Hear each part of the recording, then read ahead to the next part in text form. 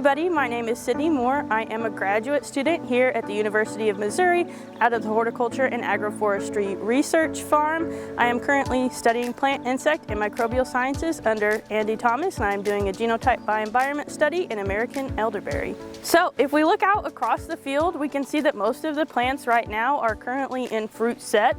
We do have some varieties that are actually beginning to ripen, and we are actually going to look at those today. But if we look out across the field, you can also see very specifically where we have Hamilton, or our Florida variety. It is the only variety that is still actively flowering. It has begun fruit set, but you can distinctly see where it is. It is a very bright light green, and then very full of flowers still as well compared to the other varieties. And it is very exciting this year. This will be our last year, at least for me, of data collection.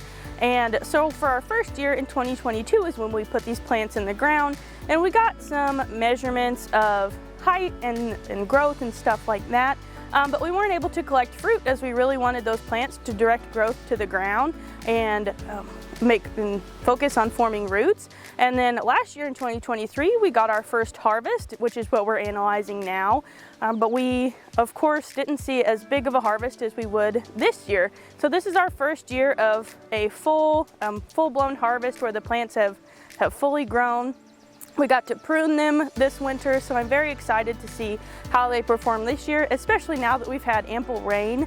These plants do have irrigation, so they should have had plenty of water throughout the last few years, but this is the first year I'd say we really have some good rain, and they're looking really good, and it looks like we'll have a really good crop this year.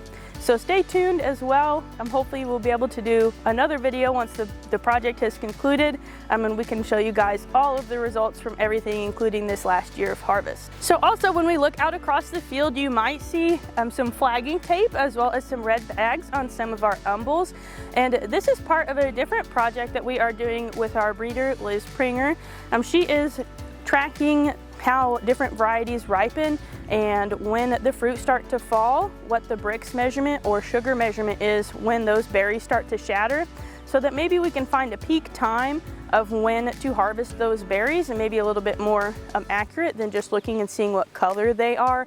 We can maybe track the Brix and see when peak harvest would be. So when you see those red bags, that is what we are looking at. We're using my plants for that study to look at some genetic diversity and see how the different Brix changes within the different genotypes that we have out here. So with our fruit chemistry measurements, we are seeing some very promising results.